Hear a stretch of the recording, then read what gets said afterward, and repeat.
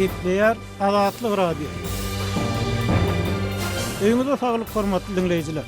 Pragada studiýada Kepdäniň jemi bilen men ýogşan anawra. Bu hepde Azatlyk radiosynyň web saýtyna iň köp okulan habarlaryň we iň köp dinlenen gepleşikleriň başyny Türkmenistan raýatlaryň hereket azatlygynyň töweregine soňky meseleler, täsirler we netijeler diýen atlan çap edilen gepleşik çekýär. Türkmenistanyň prezidenti Gurbanuly Berdimuhammedow Singapur Respublikasyna döwlet saparyny amala aşyrýar. Halk maslahatynyň ilkinji mejlisiniň gün tertibine haýsy meseleler girizmek göz tutulýar. Hukuk goraýjy, merkezleşdirilen dolandyryş barha Kanadamyň işini ýitirmegine sebäp bolýar. Häkimetler bankomatlaryň öňündäki nowatlaryň öňüne almaga finansiýar diýen atlan çap edilen habarlar hem bu hepde iň köp okulanlaryň bäşligine girdi. Bu hepde iň köp dinlenenleriň başynda başda hem aýdyşymy diýil Türkmenistan raýatlaryň hereket azatlygynyň töweregine soňky meseleler, täsirler we netijeler. Türkmenistanyň prezidenti Gurbanuly Berdimuhammedow Singapur Respublikasyna döwlet saparyny amala aşyrýar diýen gepleşikler gelýär. Goşuny wepat bolan esker sütemiň pidasy bolupdyr. Häkimetler bankomatlaryň öňündäki nowatlaryň öňüne almaga finansiýar. Mary welaýatyna pagtyygym mögsüm başlady.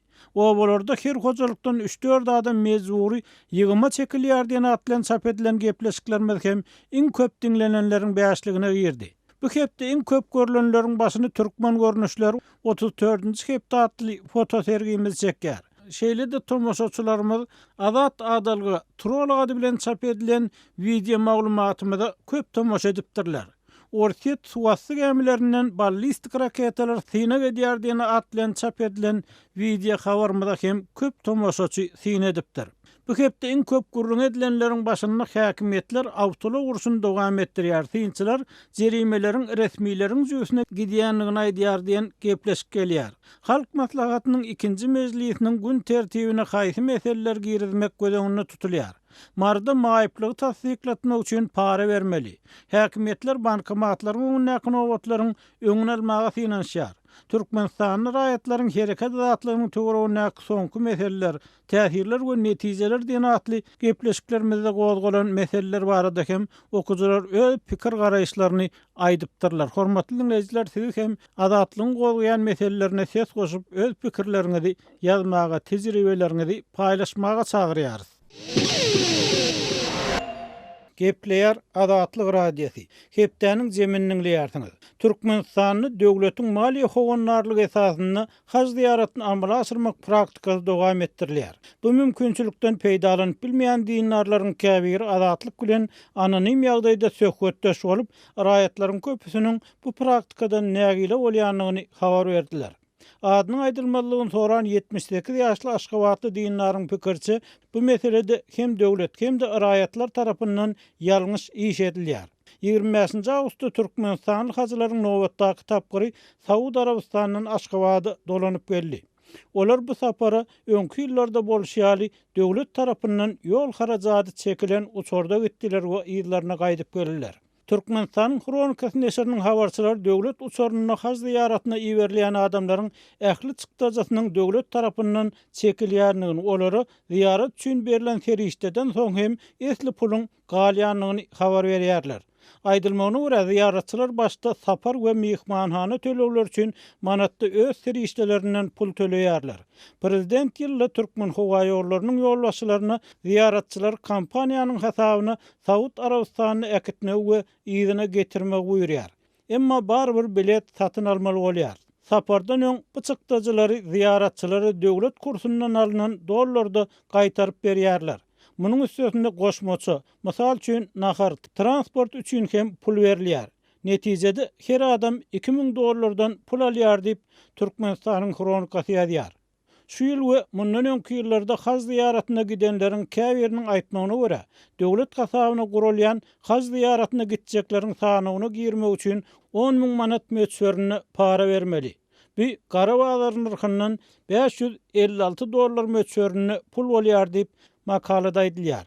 $2000 berilmegi netijesinde beren paraňy aňsatçy ödeýärsiň diýip hajy bolanlaryň biri gurrun berdi. Emma haj ziyaretine gitmek üçin para vermek islemeýänler hem az däl. Olar muny günä hasaplayarlar. Bu hili adamlar sanawa girmek üçin uzak garaşmaly bolýar. Şol wagtda bir näçe gezek haj ziyaretine gidenler hem bar diýip hukuk goraýjy neşir ýazýar. Bu ýyl Türkmenistanyň döwlet uçuryny 160 adam haj ziyaretini amala aşyrdy. Öňkü ýyllarda ziyaretçiläriň sany 180 mesken bolupdy. Adatlyk radiosynyň kawulla kawarjysy Şaymerdan Ulmuradi haj ziyaretiniň düzgünleri we onuň näkili ýagdaýda amala aşyrylmalylygy hakynda owan sanly dinler awdylgan çerkez bilen söhbetdeş boldy. Ol bilen dünýä menlerine salam aýtýan ikilenjisi ol haç bir diniň 5 saat bilen din mükemmel bolýardy. Şonu biri haç. Hacı rüşvet berip gitmeli däl. Onu her kim kudreti etse gitmeli. Rüşvet bersen ol rüşvet berenem duzak ediyor, alanam duzak ediyor. Son onun hacı şekte bolur.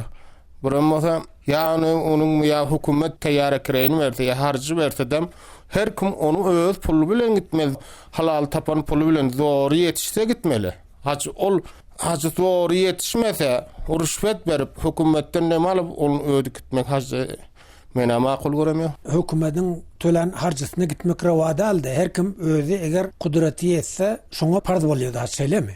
Onu bu hemme Müslümanlar ulumy yok Müslümanlarım onu bilýär. Bäş ol diniň bäşiň biri şol haç. Şona sana kudreti yetse büýründe şol hacı.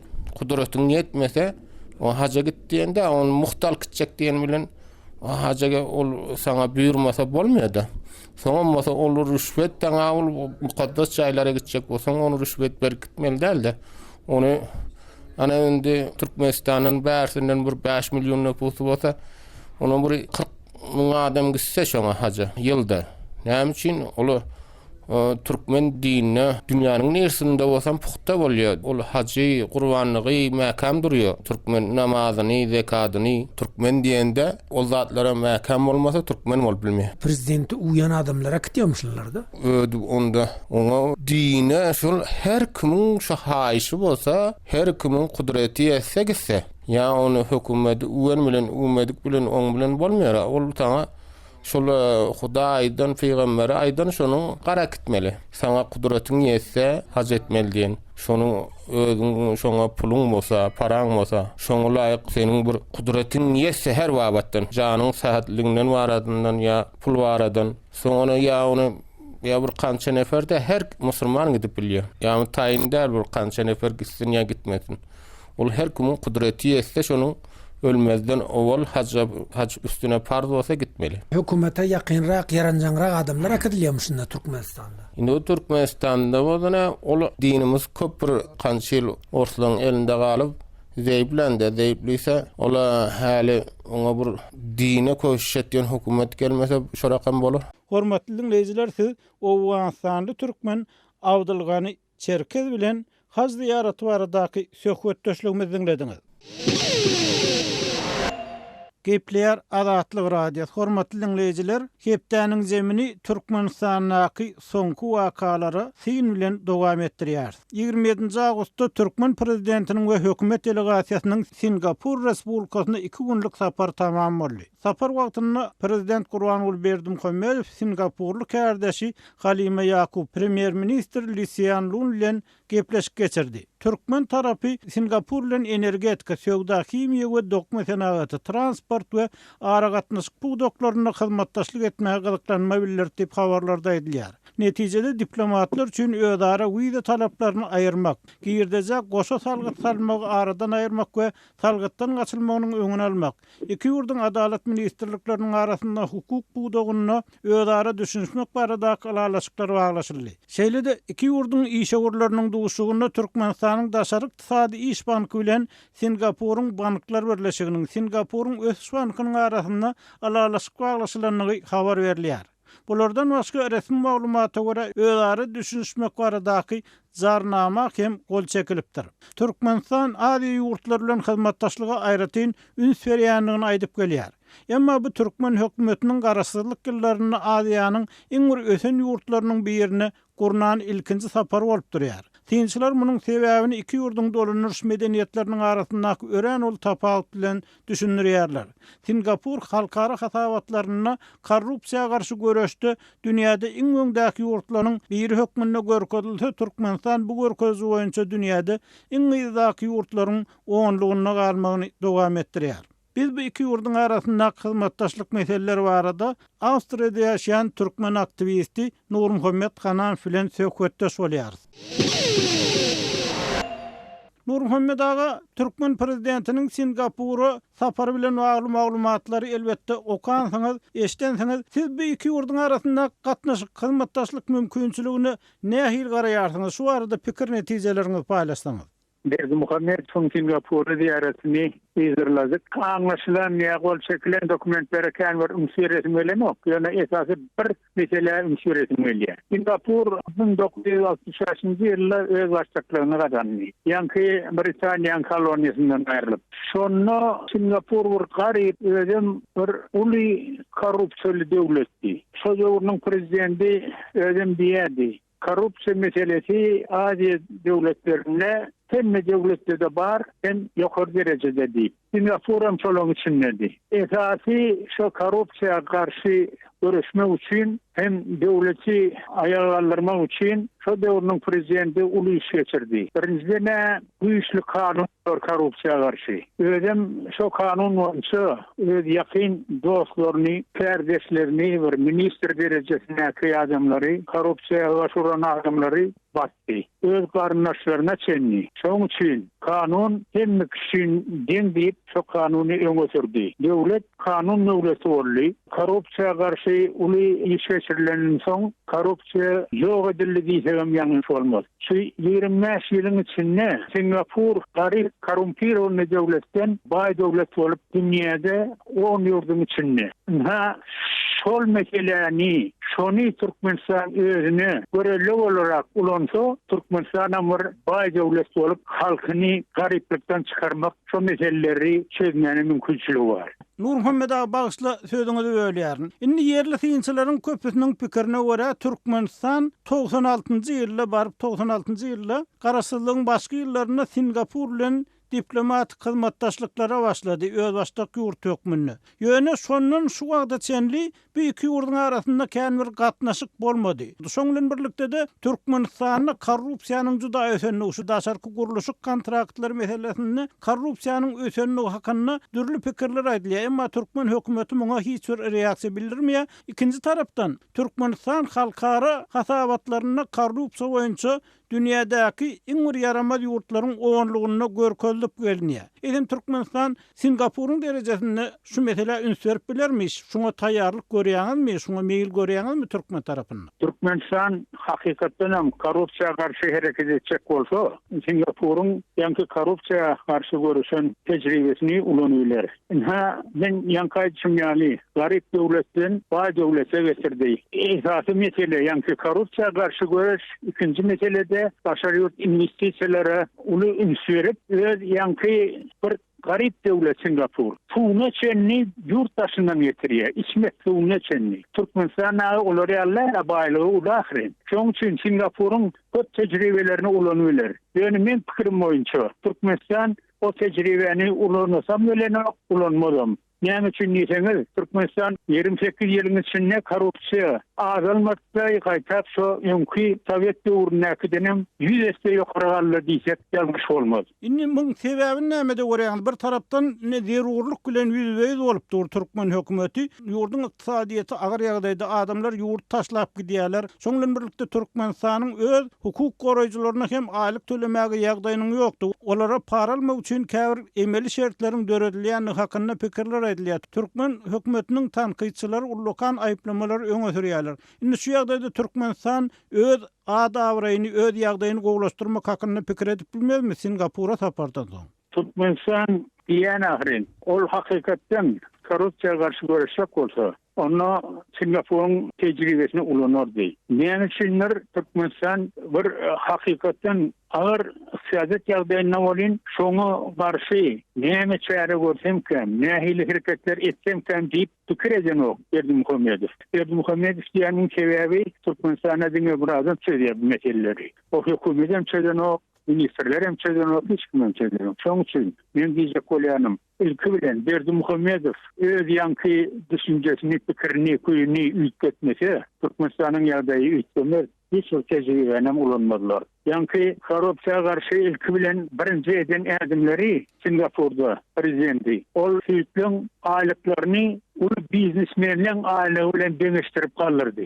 Son polisiya, son ministerlerin. Ne şoloryalı tecrübeleri ulunu vermeli olan yani onu Berdimuhamedov ya düşünün okşonu ya düşünecek olunu. Inni käbir pikirlere göre prezidentin öz awraýyny gowlandyrasy gelýär, halkara awraýynam ýurt içindäki awraýynam gowlandyrasy gelýär. Şoň üçin bol özüniň ögülmegini, özüniň wasp edilmegini, üstünlikleriniň görkezilmegini habar terişdelerinden ilgiderli talep edýär diýip ýerli synçylar aýdýarlar. Ikinji tarapdan onuň etjek işlerine ýol berilmeýän bolmagy mümkin, onuň erkiniň ýok bolmagy mümkin diýen pikirler aýdylýar. Siz şu arada näme pikir edýärsiňiz? Berdimuhamedov belki zatlar etmek isteyenlerde onun mümkünçülüğü yoktur, ihtiyarı yoktur. Bir şeyle olup bilir mi? Yok, öyle olmanın mümkünçülüğü yok. Ne için diyeseniz, Türkmenistan'da ne alıstın geleyen şundan kalın kesel. Yine prezident söylüyor hem meseleni. O İslam'ı ediliyor. Onu görkezecek olup ya hakikaten burada edecek olsa onu ettirmeyecek olayan gücüm yok, adamım yok, grubu da yok. Şoň üçin hemme zat dine Berdimuhamedov'un özüne bağlı. Ol göwnüse ediler ýöne yankay sümýaly. Ya gownen ok şu halky ýagdaýy onuň üçin hem awraýly hem wekitli diýen ýaly ýöne hakykatdan awraýyny galdyrjak bolsa, onu met bugutda ýa başga bir ýerde güç bilen galdyrjak bolmaly. İş bilen galdyrmaly. Şol ýene ýanky Singapur'un tecrübesini ulan şolary ýaly ýurt etse, onu halk eline götürür. Hakikaten altından heykeller yazar. Yöne kıyıntıgam olur ýaly Türkmenistan'da yok. Hormatly dinleyijiler, Awstriýada ýaşaýan türkmen aktivisti Nur Muhammed Kanan bilen Türkmen hökümetiniň şoň bilen birlikde Türkmen prezidentiniň Singapura sapary wagtdaky söhbetdeşligimizi dinlediňiz. Eýsem bu meselede sizde nähili pikir garaýşlar bar? Bir de ýazyň, telefon edin. Gepler Azatlyk radio hormatly dinleyijiler, hepdeniň zemini owgan nepterimiz bilen dowam etdirýär. Eşdilýän habarlardan görnüşine görä Owganstanyň howpsuzlyk ýagdaýlary barha ýaramazlaşýar. Şoň bilen bir wagtda Taliban jeňçi topar bilen gepleşikler alınıp barlýar. Bu gepleşikleriň netijeleri barada basym habar berilmegine garaşylýar. Biz şu pursatda howpsuzlyk ýagdaýlarynyň jikme-jiklikleri hakynda kawulla habarçymyz Saýmerdan ul Murady bilen söhbetdeş bolýar. Saýmerdan ul soňky günlerde howpsuzlyk ýagdaýlaryna içginrek syn berseňiz, nämeler bolup geçýär, hususan Türkmenistan bilen serhede gola ýerlerde?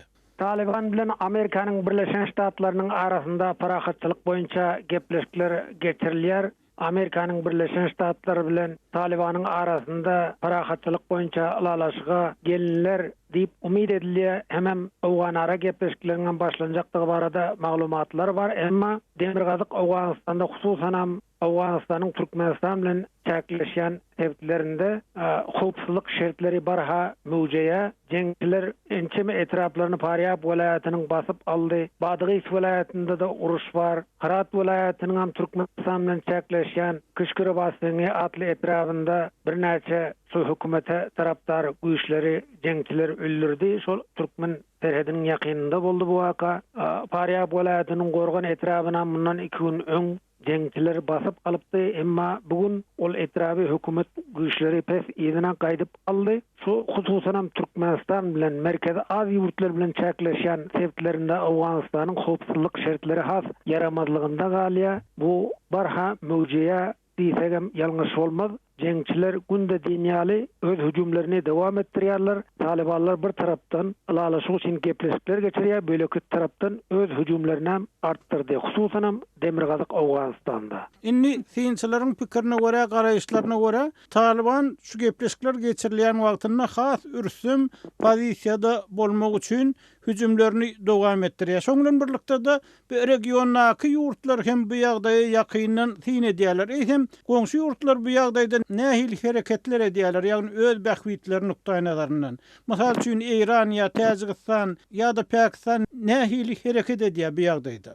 Esasen şu Awganistanda baryan uruş Pakistan tarapdan gurnalya, Pakistan jeňçileri himayet edýär diýip bu öňden ahira şu Awgan resmileriniň edip gelýän dawalary İranam soňky günlerde Awganistanyň içki meselelerine goşulyp başlady diýip aýdylýar. Indi Tajikistan bilen Özbekistanam Awgan meselesine goşulýar. Şu Awganistanda ýaşaýan Tajikler bilen Tajikistan hyzmatdaşlyk edýär. Awganistanda ýaşaýan Özbekler bilen Özbekistan hyzmatdaşlyk edýär.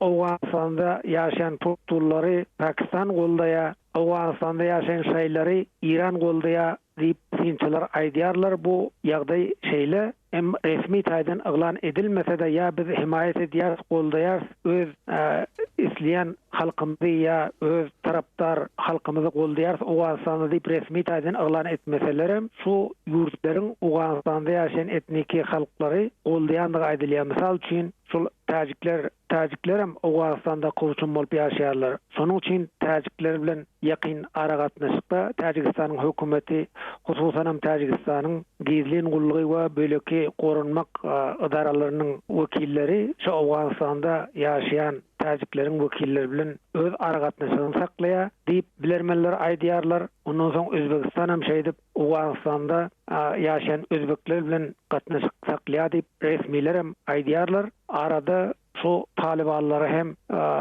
Özbekistana çağırıp olar bilen Özbekistanyň hökümeti gepleşik geçirdi. Sonda da Awganistanyň hökümeti ona reaksiýa bildirdi. Indi Talibanlary näme üçin siz çağırdyňyz, ony resmi taýdan garşy aldyňyz diýip. Hatda Orsiýet hem Awganistanyň içki meselelerine goşulýar. Orsiýet bärde işliye Orsiýetiň medeni merkezi var. Medeni işleri öň alyp barýar we dil ugurundan bärde Ors dilini halka öğretmek için merkezler açtı. Orsiýetiň elçihanasy hem işliýär. Şaýmerdan uly, hem bu pursatda Türkmenistan bilen Awgan türkmenleriniň arasynda gatnaşyklarda nähili ilerlemeler ýa nähili aktivleşmeler görünýär ýa-da hyzmatdaşlyk görünýär. Ýa-da bir ýerde hiç bir üýtgeşiklik ýokmy? Indi üýtgeşiklik ýok diýsek ýalňyş bolar. Türkmenistan hem demir ýoluny çekýär. Akkina benderden ta Ankoýaçyly demir ýoluny çekmek üçin häzir işliýär. Ondan soň Demirgazyk Awganistanyň enşeme ýerinde Demirgazyk Günmotor Awganistanda elbetde